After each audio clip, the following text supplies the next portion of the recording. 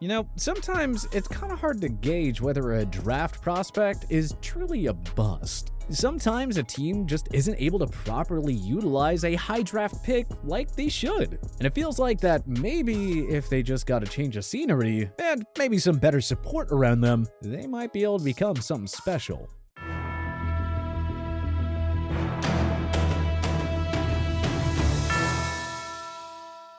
Jim Plunkett is perhaps the golden example of how a big-time NFL draft bust can turn out great if he lands with a new team at the right time. The New England Patriots drafted Plunkett first overall in 1971. He was a massive flop in Foxborough, and after a brief stint in San Francisco, Plunkett moved on to the Raiders, where he was able to turn things around and win 2 Super Bowl championships. Several recent NFL draft busts already look like they won't pan out with their current teams, but these 10 guys just might have a Plunkett-like redemption story if they get a fresh start with a new team. And hey, big shout out to Stick Gorilla for suggesting a similar idea that inspired this video.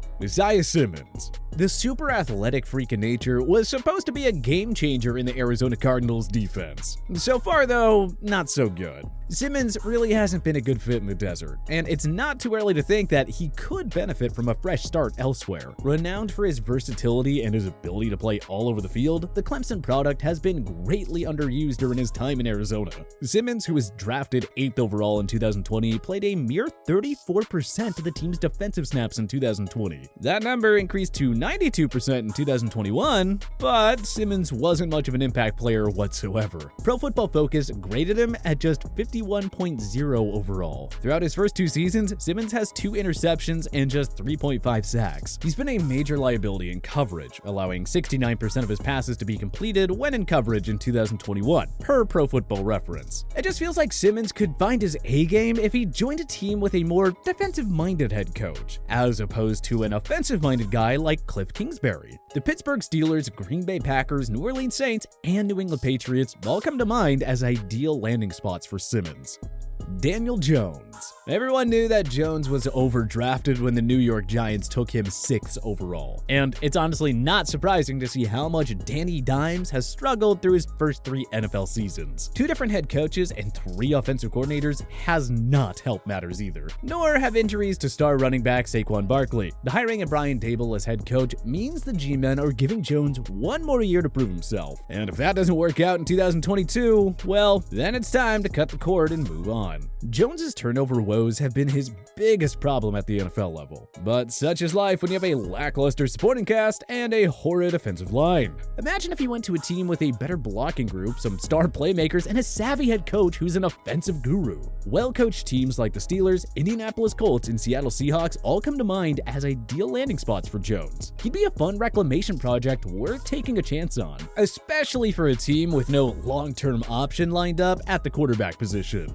Devin Bush Jr. The Pittsburgh Steelers traded up by way of the Denver Broncos to snag the Michigan linebacker with the number 10 selection in the 2019 draft. It made perfect sense at the time, with White joining a fierce front 7 led by TJ Watt, Bud Dupree, and Cameron Hayward. Bush was limited to 5 games in 2020, but his 2019 and 2021 seasons left a lot to be desired, with Bush grading out at 62.9 and 34.4 by PFF respectively. Through his first 3 years, he's only had 4 sacks. Bush has also allowed a completion percentage of over 63% when targeted every season in his young career, and his defensive snap count percentage has decreased every year. It was as low as 79% in 2021. Truthfully, there's no denying Bush's superb athleticism and overall skill set. It just hasn't worked out in Pittsburgh, which is kind of weird when you consider their recent success in developing linebackers. Perhaps Bush would hit a ceiling with a larger role on a more linebacker-needy team. If it doesn't pan out in Pittsburgh next season, well, I think it's time for a fresh start somewhere else.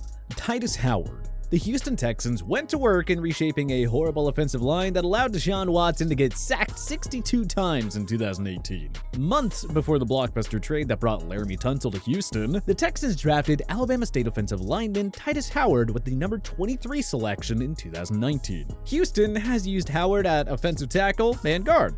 but so far, nothing exciting has come of it. 2020 marked the best season of Howard's young career, according to Pro Football Focus, and he's still only graded out at 60.1. Howard has committed 19 penalties over the last 2 seasons, and he isn't doing anything to enhance the pass protection or run blocking games. Simply put, the Texans need to admit drafting him was a mistake and move on. And preferably sooner rather than later. Many of the NFL's top offensive linemen of today found great success on their second team. Think of Trent Brown, Ryan Jensen, and Wyatt Teller, and that's just naming a few. Howard's career as a starter certainly isn't over, but the Texans aren't exactly the best team when it comes to drafting and developing their own talent. Howard would be best served joining an organization that knows how to get the most out of its young talents. Ideally, he'd find a team with multiple Pro Bowl level offensive linemen that he can play behind and learn from. The Patriots, Dallas Cowboys, Los Angeles Rams, and Tampa Bay Buccaneers all come to mind as enticing spots to land. Javon Kinlaw. The San Francisco 49ers used their first of 2 2020 first-round picks on South Carolina defensive tackle Javon Kinlaw, who was essentially replacing superstar DeForest Buckner. The latter had been traded to the Indianapolis Colts for a 2020 first-rounder. The 49ers then traded up one spot with the Tampa Bay Buccaneers and took Kinlaw 14th overall. And at first, it made a lot of sense to deal out Buckner and find a younger and significantly cheaper replacement. But while Buckner has taken his game to another level in Indianapolis, Kinlaw has yet to really break out in San Fran. Working alongside Nick Bosa, Fred Warner, and Eric Armstead just hasn't been enough to get him going. Kinlaw had just 1.5 sacks through 2 seasons. He played just 61% of San Fran's defensive snaps in 2020 and 63% in 2021. Kyle Shanahan isn't gonna just give Kinlaw a starting spot for the sake of it. He's gotta earn it. And so far, that has not happened. I gotta think the 49ers won't wait long to cut bait if Kinlaw doesn't improve in 2022. This is a star-studded roster that's built to win right now. And if another team is willing to take a chance on Kinlaw, the 49ers will surely be happy to do business. The talent and tools are there. He's 6'5" and 319 pounds. The guy had 10 sacks and 15 tackles for a loss in the final 2 years of college. Kinlaw could very well emerge as a force to be reckoned with up front, but he'll have to land with the right team that will actually build around his talents. N'Keal Harry. The receiver-needy Patriots drafted Arizona State wideout N'Keal Harry with the number 32 selection in 2019. It certainly didn't take Bill Belichick and company long to regret it, though. Not only has Harry been widely unproductive up to this point of his career, but the Patriots took him over a long list of future stud receivers that included Deebo Samuel, A.J. Brown, DK Metcalf, Deontay Johnson, Terry McLaurin, Hunter Renfrow, and Darius Slayton. Harry requested a trade in the 2021 offseason, but the Patriots never found a suitor for him. Harry had yet another unproductive season in Foxborough, recording just 12 receptions for 184 yards and 0 scores. At 6'4" and 225 pounds, Harry has all the tools to be a capable number 2 receiver on the right team, or at least a threat in the red zone. He just hasn't been a good fit in New England's run-heavy, quick pass offense. We'd sure love to see what he could do on a team with an elite quarterback, like Kansas City, Green Bay, the Los Angeles Rams, or Los Angeles Chargers. Garrett Bradbury. Eventually, the Minnesota Vikings offensive line is gonna need a do-over. The changes should include moving on from 2019 first-rounder Garrett Bradbury if he doesn't break out in a make-or-break 2022 season. Bradbury has struggled mightily in pass protection. Per Pro Football Focus, he has allowed 11 sacks and committed a whopping 20 penalties over his first 3 seasons. That is just not gonna cut it at the NFL level. Now, it's hard to fully blame Bradbury for failing to grow into a star, however. With the exception of 2021 first-rounder Christian Darrisaw, Minnesota has struggled to draft and develop offensive linemen for quite a while now. 2022 will be the last chance for Bradbury to prove himself as a worthy starter in the Gopher State. If that doesn't happen, and there's a very good chance that it won't, the Vikings ought to just cut their losses. But other teams shouldn't entirely give up on Bradbury. Sometimes a polished offensive line prospect just needs to land with the right staff and system. You don't think that maybe Bill Belichick, Mike Tomlin, or Kyle Shanahan would be able to unlock his full potential? Bradbury has surely been frustrated with his lackluster stint in Minnesota thus far. If he doesn't break out in 2022, well, at least he'll earn himself a much-needed change of scenery. Jalen Reagor. It's still very tough to comprehend the Philadelphia Eagles' decision to draft Jalen Reagor over Justin Jefferson, but at any rate, however, it is something GM Howie Roseman has to live with. Jefferson is arguably a top 5 wideout in the game right now.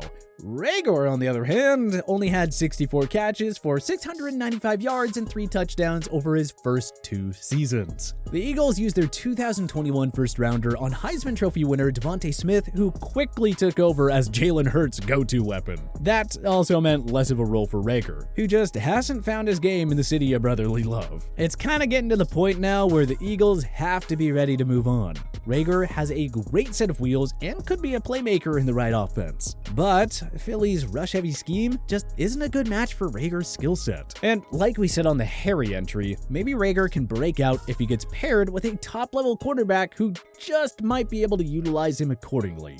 Clelin Ferrell. The Raiders raised plenty of eyebrows when they reached for Clemson product Clelin Ferrell with the number 4 pick in 2019. Now, fast forward 3 years later, and yeah, sure enough, the Raiders have not gotten a very good return on their investment. Not only has Ferrell been an absolute non-factor when on the field, but he hasn't even been able to lock down a full-time starting role up to this point. In 2019, he played 66% of the team's defensive snaps. That number fell to 64% in 2020, and all the way down to 24% in 2021. Then again, Ferrell isn't the only recent Raiders first-round pick who has failed to develop accordingly. John Gruden and Mike Mayock certainly didn't have much success when it came to early round selections. So it's still a little early to close the door on Ferrell becoming a star. The Raiders have fielded one of the league's worst defenses throughout his young career. Perhaps a limited role on a team that could better utilize his talent would help Ferrell grow into the run-stopping, pass-rushing machine that the Raiders thought they were getting. Jordan Love.